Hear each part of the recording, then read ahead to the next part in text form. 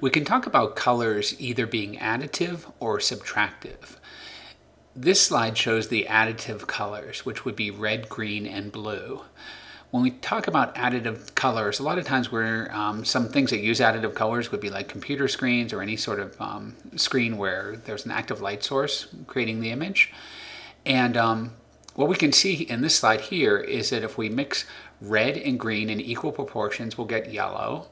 If we mix green and blue in equal proportions, we'll get blue.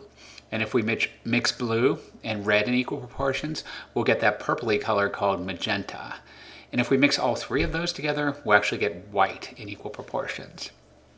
Of course, that's assuming equal proportions. We could mix more green with the blue and get a more greenish cyan color, or any other combination that we want.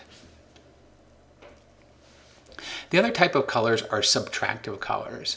And this is the cyan, magenta, and yellow, with the cyan being in the upper right, the magenta being in the upper left, and the yellow being at the bottom.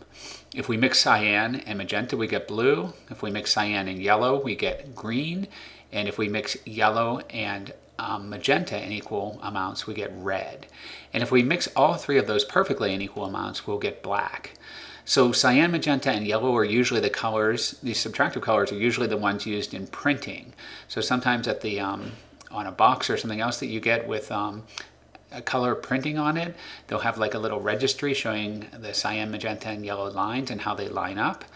And also you may have noticed if you have to buy ink for your printer, that's the type you get, cyan, magenta, yellow. And then they also typically have black ink as well, because it's very hard to mix all three colors perfectly well, and would be expensive to buy so much color ink when you can just buy black ink.